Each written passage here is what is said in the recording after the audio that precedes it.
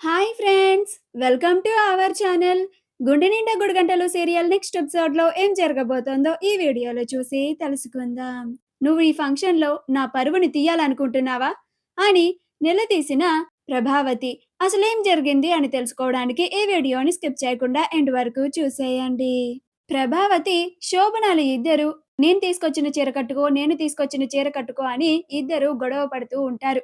అప్పుడు శృతి చాలా తెలివిగా, నాకు అత్తయ్య గారు తీసుకొచ్చిన చీరనే చాలా కంఫర్ట్‌గా ఉంటుంది మమ్మీ. ఎందుకంటే అది చాలా సాఫ్ట్‌గా ఉంది. నువ్వేమీ కంగారు పడకు. నువ్వు తీసుకొచ్చిన దండని నా మెడలో వేసుకుంటాను. అలాగే నువ్వు తీసుకొచ్చిన ఇన్ని నగలన్నీ వేసుకున్నాను కదా, నాకు నచ్చకపోయినా కానీ అని అంటుంది. అప్పుడు శోభన కూడా మౌనంగా ఉంటుంది. అప్పుడు ప్రభావతి చాలా తెలివిగా, ఇద్దరిని బాధ పెట్టకుండా ఇద్దరు తీసుకొచ్చినవి వేసుకున్నావమ్మ శృతి. మహాలక్ష్మిలాగా ఉన్నావు అని అంటుంది. అలా శృతిని రెడీ చేసి ఫంక్షన్ హాల్లోకి తీసుకొని వస్తారు. అప్పుడు బాలు వాళ్ళందరినీ చూసి షాక్ అయిపోతాడు. ఇదేంటి, లోపల వియ్యపురాళ్ళిద్దరూ గొడవ పడుతూ ఉంటారనుకుంటే ఇలా సైలెంట్‌గా చక్కగా శృతిని రెడీ చేసుకొని తీసుకొచ్చారేంటి అని అనుకుంటూ ఉంటాడు. అప్పుడు మీనాని అడుగుతాడు. ఇదేంటి మీనా, మా అమ్మ, శృతి వాళ్ళ అమ్మ ఇద్దరు అంత ప్రశాంతంగా ఉన్నారు. పైగా డబ్బుడమ్మ మా అమ్మ తీసుకొచ్చిన చీరనే కట్టుకుంది.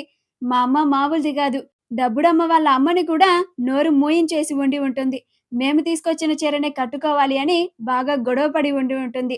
మా అమ్మతో ఎవరూ పడలేరు కదా! అందుకే గొడవ పడలేక డబ్బుడమ్మ కూడా మా అమ్మ తీసుకొచ్చిన చీరనే కట్టుకొని ఉండి ఉంటుంది. అలా వాళ్ళ అమ్మ కూడా మౌనంగా ఊరుకొని ఉండి ఉంటుంది అని అంటాడు.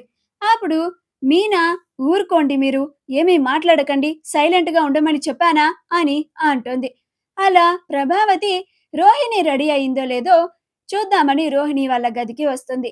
అక్కడికి రాగానే రోహిణి రెడీ అయ్యి కంగారు పడుతూ ఉంటుంది. అప్పుడు ప్రభావతి, ఏంటమ్మా రోహిణి, ఇంకా మీ నాన్నగారు రాలేదేంటి? ఇంకెంతసేపు పడుతుంది అని అంటుంది. అప్పుడు రోహిణి, వస్తున్నారత్తయ్య అని నిదానంగా చెప్తుంది. అప్పుడు ప్రభావతి, అవతల శృతి రెడీ అయ్యి ఫంక్షన్ హాల్లో కూడా కూర్చుందమ్మా. నువ్వింకా మీ నాన్నగారు ఏరి అని అడిగితే వస్తున్నారత్తయ్య అని అంత నిదానంగా చెప్తున్నావేంటి? ముందు మీ నాన్నకి కాల్ చేయి. వెంటనే రమ్మని చెప్పు. శృతికి అక్కడ ఫంక్షన్ జరిగిపోతుంది.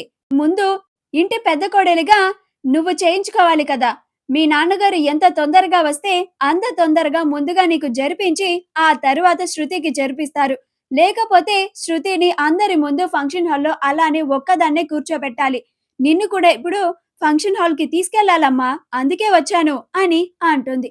అప్పుడు రోహిణి, అలాగే అత్తయ్య, మా నాన్న దగ్గరలోనే ఉన్నారంట. వచ్చేస్తున్నారు కూడా అని అంటుంది. అప్పుడు ప్రభావతి, ఏంటమ్మా వచ్చేది? మీ నాన్నగారు మాత్రం ఈ ఫంక్షన్‌కి రాకపోతే నా పరువంతా పోతుంది. నువ్వు ఈ ఫంక్షన్‌లో అందరి బంధువుల ముందు, పైగా శృతి వాళ్ళ అమ్మా నాన్నల ముందు నా పరువుని తీయాలని చేయడం లేదు కదా అని అంటుంది. అప్పుడు రోహిణి, అయ్యో అత్తయ్య, నేనెందుకు అలా చేయాలనుకుంటాను అని అంటుంది.